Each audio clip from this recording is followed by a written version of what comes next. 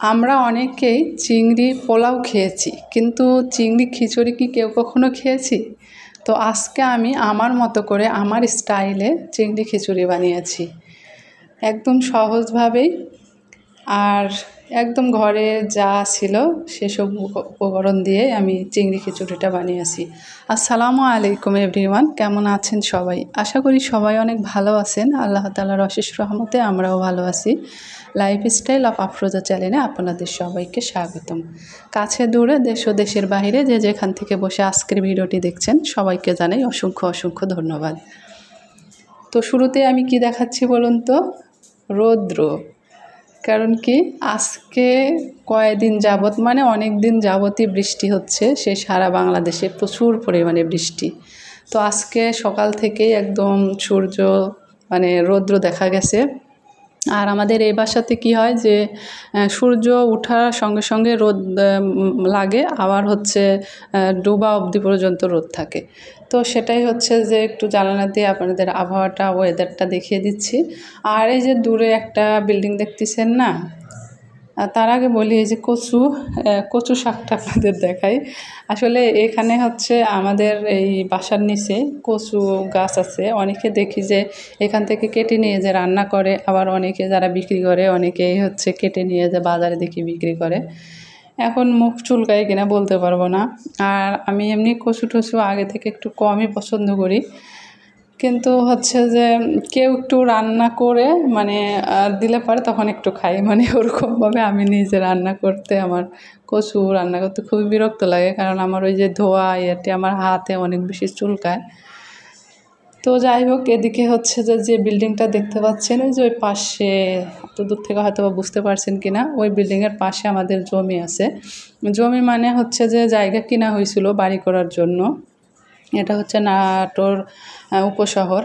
আর আমরা এখন বর্তমানে ভাড়াও আছি উপশহরে।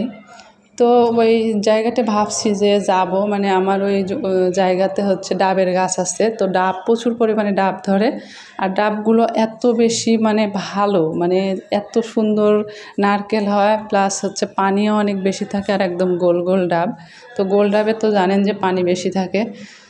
তো যাই হোক, তো আমি খিচুড়িটা করব। তো সেখানে আমি যেতে চেয়েছিলাম, গেছিলাম, কিন্তু ওই জায়গা পরিমাণে আর যাইনি।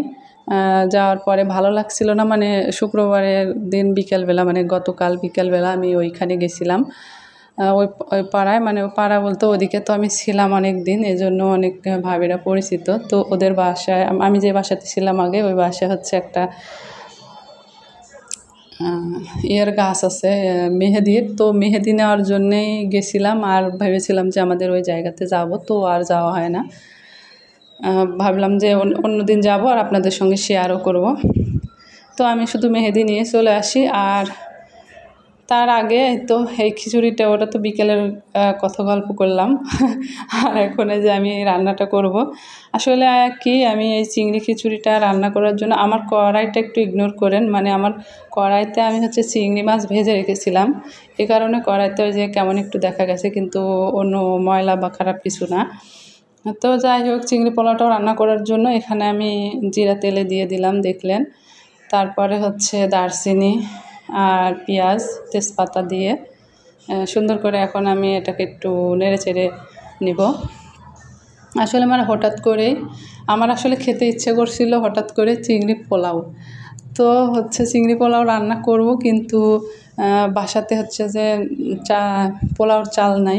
পোলাওর চাল আমার ওই রাজশাহী বাসাতে আছে, অনেক বেশি আছে, যেগুলো খেয়ে শেষ করতে পারছি না, মনে হয় কীরকম যেন পোকা পোকা লেগে যায়।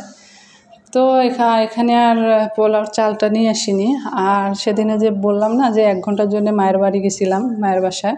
তো মা বলল যে নিয়ে যাও চাল, মানে আমাদের জমিতে চাষ করে চাল ছিল। তো আমি বললাম যে এখন আর নিব না, বাসাতে আছে অনেক, এখন খেতে ইচ্ছে করছে না সেরকমভাবে। তো আর চাল নিয়ে আসা হয়নি। তারপরে হঠাৎ করে খেতে ইচ্ছে করছে, তো কী করব, তখন মাথায় আসলো যে এভাবে বানাই।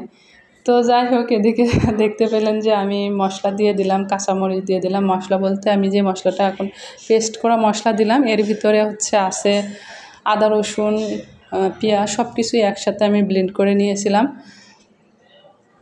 আসলে এখানে ফ্রিজ আনা নেই, অনেক বেশি কষ্ট করে কাজ করতেছি।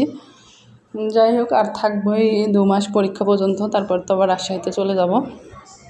তো এদিকে আমি মশলাটা দিয়ে সুন্দর করে কষিয়ে আবার একটু পানি দিয়ে দিলাম, আরও কিছুক্ষণ কষিয়ে নেব।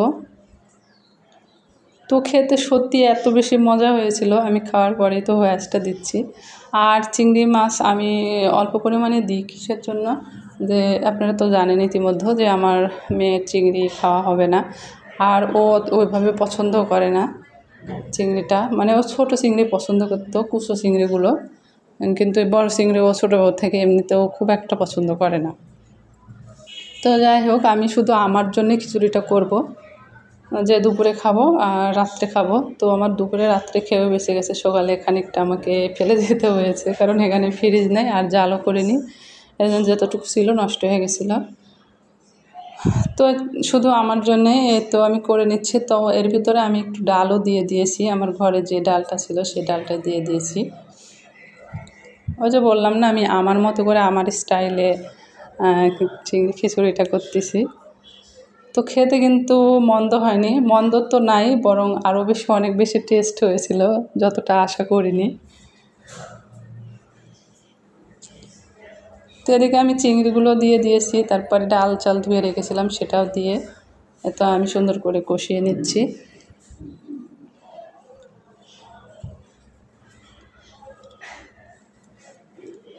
আর সারাদিনই রোদ ছিল, আমি সকালে উঠে অনেক জুতাগুলো পরিষ্কার করে ধুয়ে দিয়েছি, কারণ এই তো কয়েকদিন যাবৎ এত বেশি বৃষ্টি হচ্ছিল, বৃষ্টির কারণে তো বাহিরে প্রতিদিন, মানে প্রতিদিন বলতে দুবেলা আমার বাইরে যেতে হয়েছে।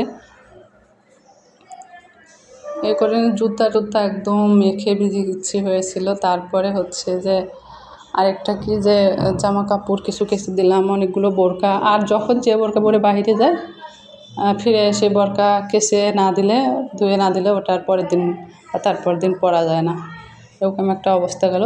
তো যাই হোক, কাল থেকে ভালোই ওয়েদার, বৃষ্টি নাই, রোদ বের হয়েছে।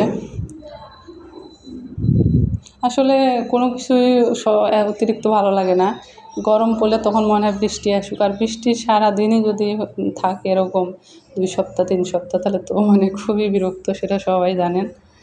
যাই হোক, এদিকে দেখতে পাচ্ছেন যে আমি চাল ডাল আর হচ্ছে চিংড়িটা নাড়াচাড়া করতে করতে এদিকে যেটুকু পানি ছিল এটা কিন্তু টেনে এসেছে, কষানো হয়ে গেছে সুন্দর করে। এখন আমি পরিমাণ মতো পানি দিয়ে দিব। তো পরিমাণ মতো পানি দিয়ে তারপরে হচ্ছে এটাকে ঢাকনা দিয়ে ঢেকে আমি চিংড়ি পোলাওটা রান্না করব। দেখতে পেলেন যে খুবই সহজভাবে। তো ভিডিওটি দেখতে দেখতে যারা এই পর্যন্ত চলে এসেছেন, আমার প্রিয় প্রিয় আপু ভাইয়ারা, আপনাদের কাছে বলবো যে যদি ভিডিওতে লাইক দিতে ভুলে যান, তাহলে প্লিজ একটি লাইক দিয়ে আমার ভিডিওটি কন্টিনিউ করবেন। তো অনেক আপুদের ভিডিও আছে যারা হয়তো মানে কি বলবো, আমি সব সময় একটা কথা বলি যে আমি আপনাদের ভিডিও ফুল ওয়াচ করে দেখি, আমার 2টা ফোন থেকে আমি ভিডিও দেখি আপনাদের। যখন অনেক বেশি চাপ হয়ে যায় তখন দেখা যায় যে আমি ছোট্ট করে একটা কমেন্ট করি, 2টা ফোনে চালু করে ছোটো করে একটা কমেন্ট করে দিই। যাই হোক, এদিকে আমার খিচুড়িটা হয়ে গেছে আর আমি নামিয়ে নিয়েছি। কালারটা যদিও খুব বেশি ভালো দেখাচ্ছে না, কিন্তু অনেক বেশি মজা হয়েছিল। তো আপনারা বাসায় একবার বানিয়ে খেয়ে দেখতে পারেন যে একদম ঘরোয়া উপকরণে তো রান্নাটা করলাম। যদি চিংড়ি থাকে বাসায় ফ্রিজে, তাহলে খুব সহজে বানিয়ে নিতে পারবেন। তো সবাই ভালো থাকবেন, সুস্থ থাকবেন, আল্লাহ হাফেজ।